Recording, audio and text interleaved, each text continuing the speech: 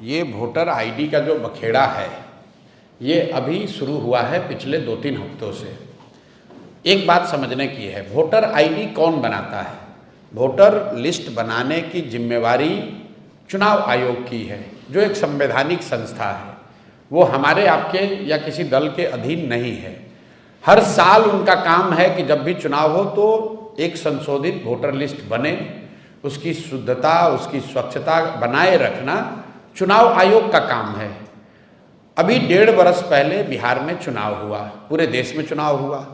उसी voter list से देश की पार्लियामेंट का जो सबसे बड़ा सदन है, इस देश का लोकतंत्र का सबसे बड़ा मंदिर है, जिसके जरिए यहाँ के प्रधानमंत्री का चुनाव हुआ है, उसी वोटर लिस्ट से उनका चुनाव हुआ। अब आप बता रहे हैं कि वो वोटर लिस्ट फर्जी है, तो क्या चुनाव आयोग ये स्वीकार करने को तैयार है कि जो पार्लियामेंट का चुनाव हुआ जिसमें मोदी जी प्रधानमंत्री बने, वो वोटर लिस्ट सही नहीं था? क्या वो फर्जी लोगों के वोट से बने?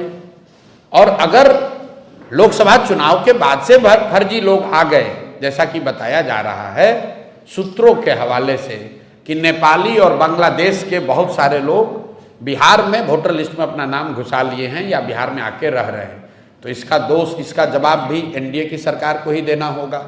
क्योंकि लोकसभा चुनाव के बाद बिहार में मोदी जी की और नीतीश जी की ही सरकार है, तो आपने ये कैसे अलाउ किया कि बांग्लादेश से लोग आकर यहाँ रह रहे हैं? आपका प्रशासन क्या कर रहा है?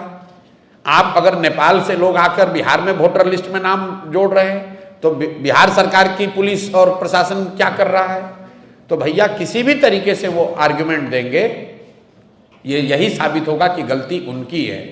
ये पूरा बखेड़ा इसलिए खड़ा किया गया है कि एनडीए को, सत्तारूढ़ दल को ये डर सता रहा है कि 30-35 बरस के बाद बिहार में लोगों को एक नया रास्ता दिख गया है, और खासकर उन लोगों को जो प्रवासी मजदूर हैं, जो गरीब हैं, जो इस व्यवस्था से के मारे हुए लोग हैं, जिनको इस व्यवस्था और इस भ्रष्टाचार से की वजह से जिनका जीना दूभर है, जो जानते हैं वो कभी भाजपा को, लालू को वोट नहीं देना चाहते हैं, अब लेकिन मजबूरी में देना पड़ता था, उनके सामने एक जनसुराज का नया रास्ता, नया विकल्प मिल गया है।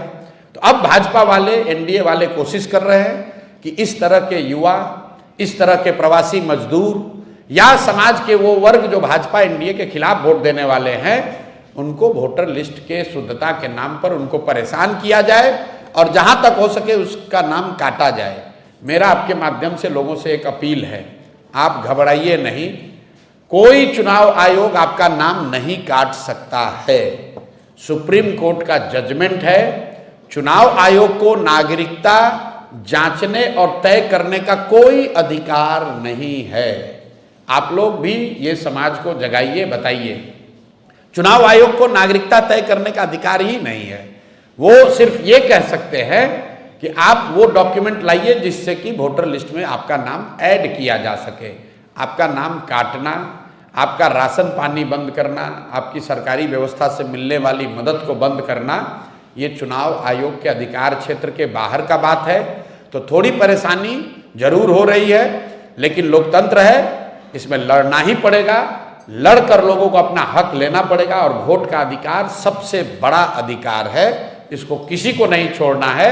आपके पास अगर कागज नहीं है, लोग आपका नाम काट रहे हैं, आप किसी भी राजनीतिक दल से आपका सरोकार है, जनसुराज अच्छा लगता है तो जनसुराज के पास आइए, दूसरा कोई दल अच्छा लगता है उसके पास जाइए, लेकिन अपना वोट जरूर दीजिए। और देने के लिए जरूरी है कि आप अपना नाम वोटर लिस्ट में अंकित कराइए।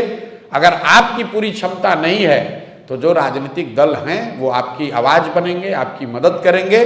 बिहार का हर शहरी, हर नागरिक, उसकी जिम्मेवारी है कि वोटर लिस्ट में उसका नाम रहे, वो वोट करे, ताकि बिहार में लोकतंत्र को जिंदा रखा जाए।